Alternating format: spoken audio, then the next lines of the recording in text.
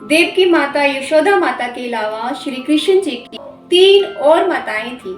ये रहस्य शायद आप नहीं जानते होंगे। जी हाँ, शास्त्रों पुराणों के अनुसार देखा जाए भगवान विष्णु का जो 8वां अवतार थे भगवान श्री कृष्ण जी थे।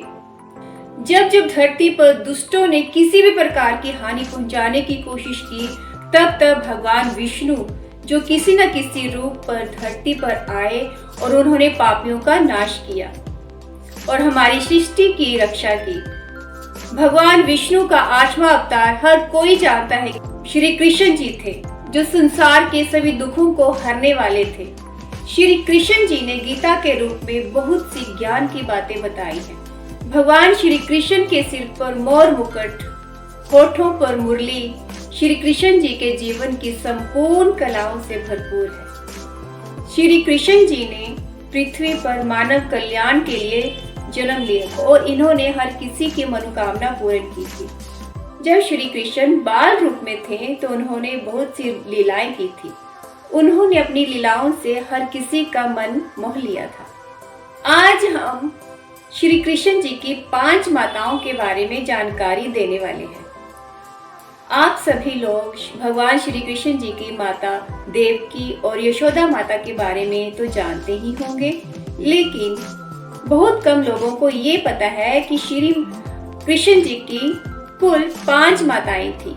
जी हाँ, देवकी यशोदा के अलावा श्री कृष्ण जी की 3 माताएं और थी जिनको श्री कृष्ण जी ने माता का दर्जा दिया था।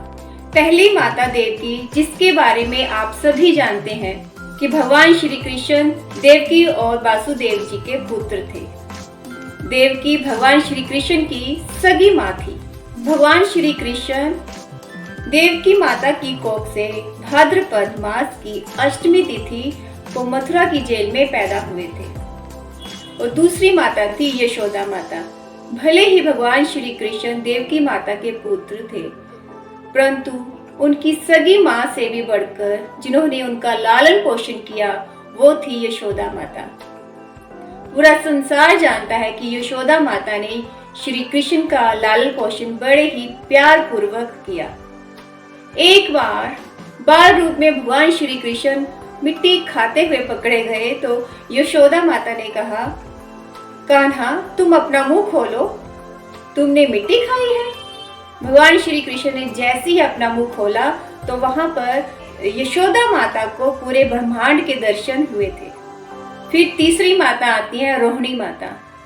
आप लोगों में बहुत कम लोगों को ये पता होगा, श्री कृष्ण जी के पिता वासुदेव की पहली पत्नी रोहिणी उनकी सौतेली माँ थी। देवकी की 8वीं संतान को रोहिणी के गर्भ में रखा गया था, जिससे बलवान जी ने जन्म लिया था। रोहिणी अपने पुत्र पुत्रियों के साथ माता यशोदा के यहाँ ही रहा करती थी।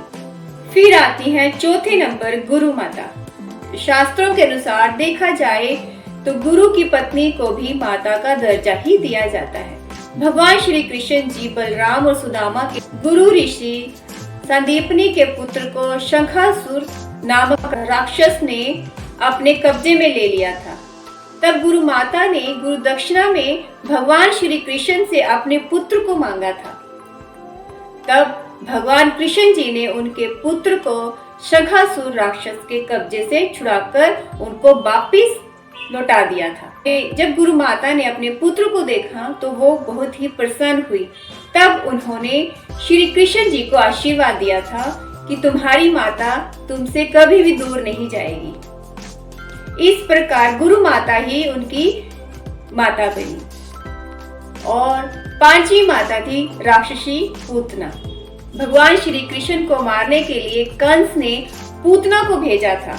जब श्री कृष्ण बाल रूप में थे तो कंस ने श्री कृष्ण को मारने के लिए पूतना को भेजा था।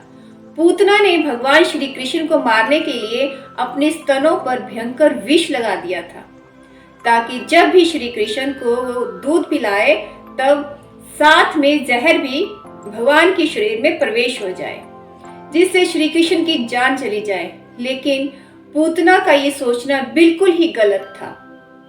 जब पूतना भगवान श्री कृष्ण को अपना दूध पिला रही थी, तब श्री कृष्ण ने दूध के साथ साथ पूतना का खून भी पी लिया था, जिससे पूतना मर गई थी। तब उस समय जब पूतना का अंतिम संस्कार किया जा रहा था तो पूरे वातावरण में चंदन की खुशबू फैल गई थी। इस प्रकार भगवान श्री कृष्ण ने पूतना को भी मां का दर्जा दिया था। इस प्रकार हम कह सकते हैं कि भगवान श्री कृष्ण की 2 नहीं 5 माताएं थी। जय श्री कृष्ण। और कमेंट में श्री जय कृष्ण जरूर लिखें। धन्यवाद।